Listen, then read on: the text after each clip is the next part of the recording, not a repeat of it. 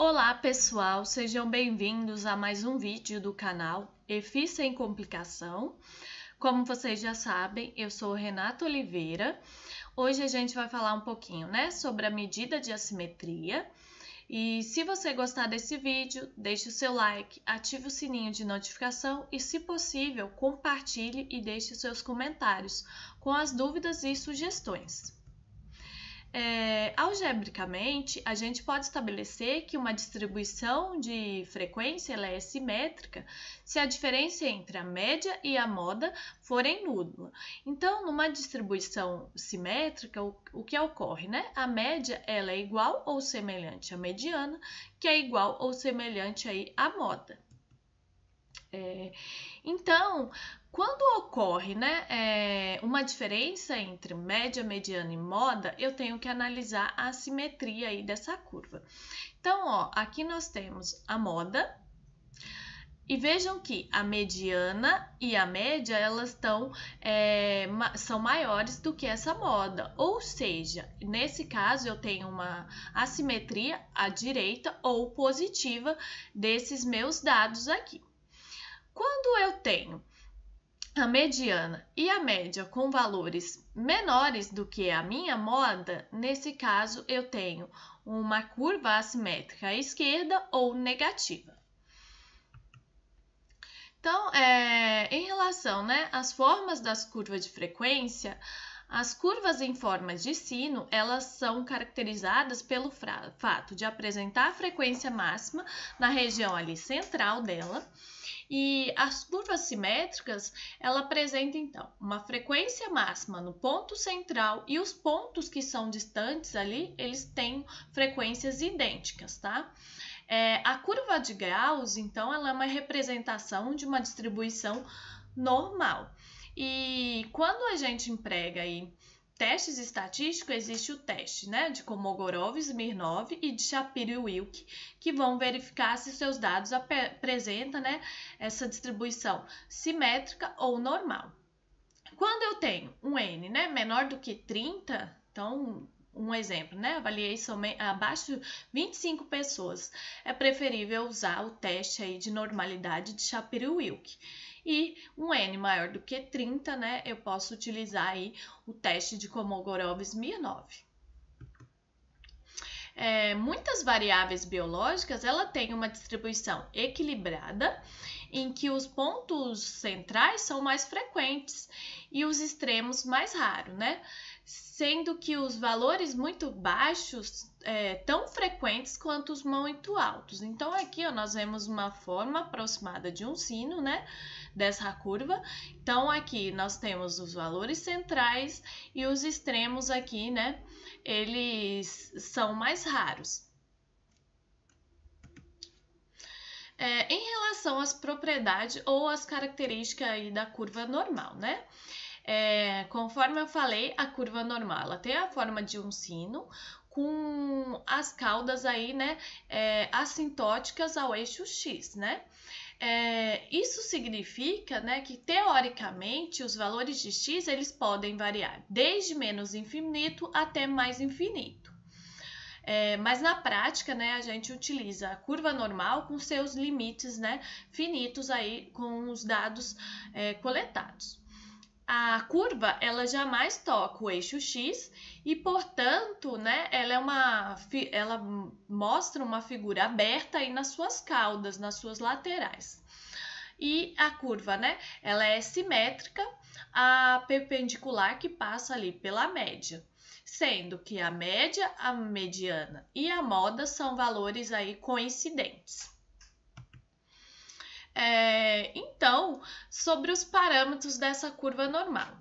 A média e o desvio padrão são os parâmetros de uma curva normal, uma vez que eles já são suficientes aí para definir essa curva completamente, tá? A média é o parâmetro aí de tendência central ou de posição, conforme a gente já viu, que indica em que ponto da reta a curva está centrada, então aquele ponto mais central ali. E o desvio padrão, ele é o parâmetro aí de dispersão ou variabilidade, que vai informar sobre a forma dessa reta, se ela é mais larga, mais estreita, da distribuição aí desses dados.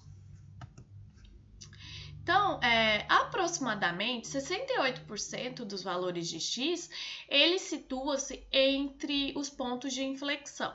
Então, aqui, ó, eu trouxe para vocês, né, uma curva normal, né? Aqui, nesse valor central, seria a média.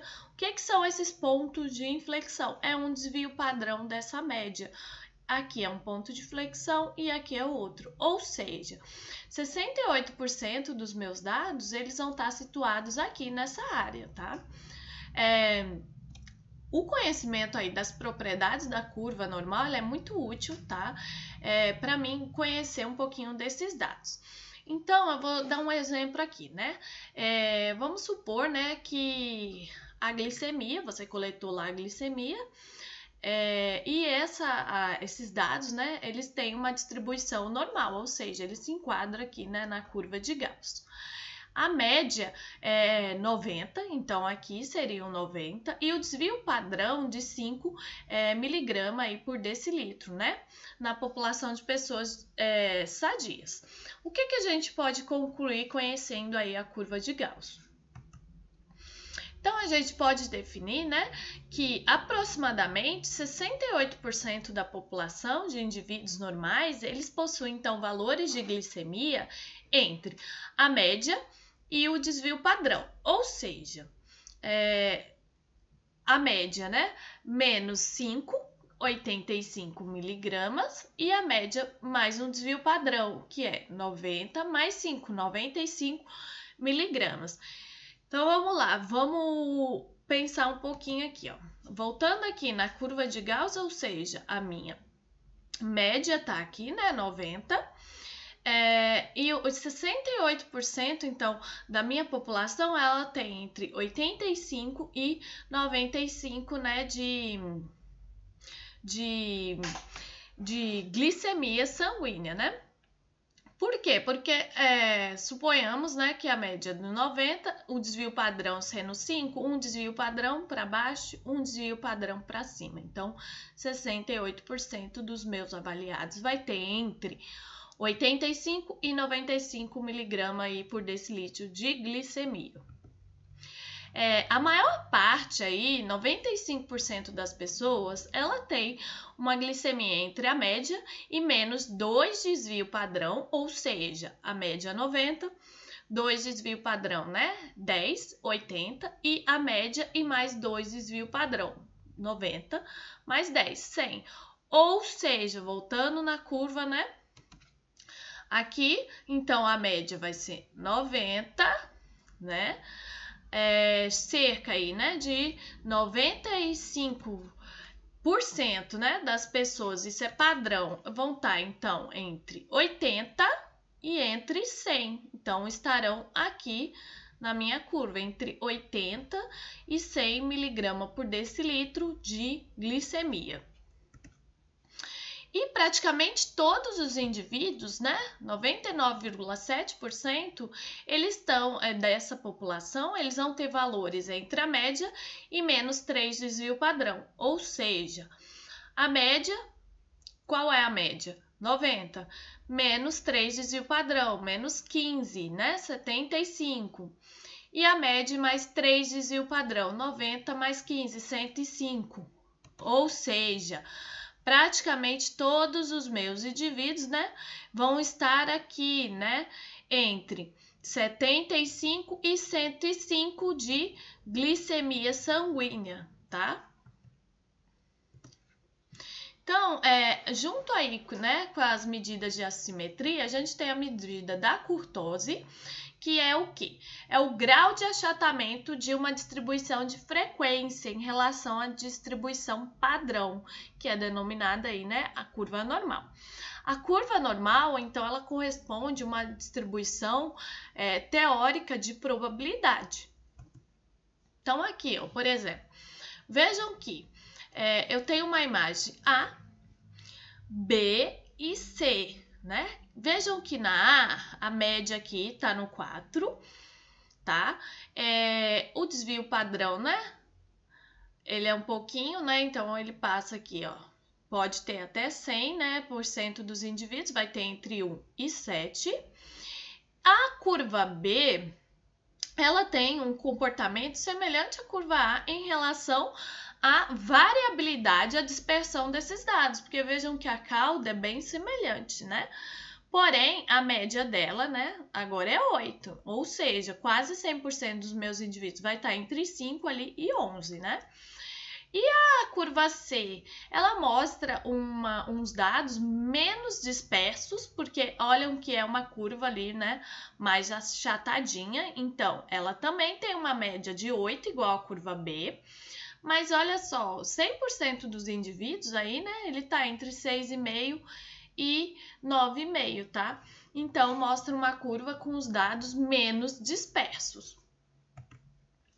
Quando a gente dá um nome aí para esse grau de achatamento, né? Vejam que uma curva mais fechadinha, com os dados menos dispersos, né?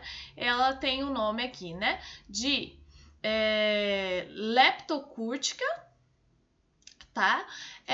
Uma curva, né? Que ela é mais altinha, né? Aqui, mas o achatamento dela achatamento não, a dispersão desses dados, né, é mediano, ela tem o nome de mesocúrtica, enquanto, né, uma curva, né, que tem uma dispersão grande aí desses dados, ela chama, né, platicúrtica. Em relação, né, à distribuição das variáveis na prática, né? Então, a distribuição normal, como uma linha suave, ela existe apenas, né, teoricamente. Na prática, o que a gente observa são histogramas que se aproximam em maior ou menor grau de uma curva normal, né? Lembrando aí do histograma, que é aquele gráfico, né, que a gente viu, de barras coladas, né? E se o histograma ele lembra uma curva normal e se a amostra é relativamente grande, as probabilidades ali fornecidas pela curva e as frequências relativas observadas nesse histograma são bastante próximas, então é aí que a gente analisa a normalidade desses dados. Em relação à aplicação prática, né? Muitos médicos eles costumam pedir para os pacientes com uma idade, né, maior que 50 anos que eles realizem aí um teste de densitometria óssea para verificar, né, a perda da massa óssea, né? Os resultados aí apresentados, eles são valores de Z, isso é, o desvio desvio padronizados em relação à média para mulheres com aquela mesma idade, né, que a paciente. Quando valores de Z negativos, eles indicam então que o paciente apresenta uma massa óssea abaixo da média para sua idade. E um diagnóstico aí de osteoporose, ele é feito se o valor da densidade mineral óssea ele estiver a mais de 2,5 desvio padrão abaixo, né, da média. Nesse caso, essa pessoa ela tem uma massa óssea, uma perda da massa óssea considerável, né, e aí vem o diagnóstico da osteoporose. Aqui eu trouxe para vocês, né, de um artigo intitulado, né, Fatores associados à pressão arterial elevada em professores da educação básica, que foi publicado na revista de Educação Física da UEM no ano de 2015. Então, vejam, né, que lá no fim da metodologia desse artigo, né, ele apresenta aí como foi feita a análise estatística, né? Então, ele coloca aqui, né, qual o programa que ele utilizou para análise, o SPSS, e ele coloca, né, que a análise dos dados iniciou aqui com a realização do teste de Kolmogorov-Smirnov para me verificar, né, a normalidade das variáveis. Então, se apresenta uma distribuição normal, sendo que ele deixa claro aqui, né, que a lipoproteína de baixa densidade, o colesterol não HDL e os passos, eles tiveram dados normais. Então, nesse caso, eu posso utilizar determinadas estatísticas paramétricas para análise desses dados. Os demais, eu vou ter que utilizar testes não paramétricos aí para análise, tá? Que posteriormente a gente vai ver esses testes aí. Então, aqui, né, nós temos uma saída aqui do programa SPSS, que foi explicado anteriormente aí na análise do artigo. O que a gente vê, né? Toda vez que eu faço uma análise da normalidade dos meus dados, vejam que a SPSS ele deu aqui, né? Idade, pressão arterial sistólica, diastólica, peso, altura, circunferência de cintura e circunferência abdominal. Toda vez que eu tenho uma significância estatística, um P, né, maior que 0,05, eu posso dizer que esse dado é normal, tá?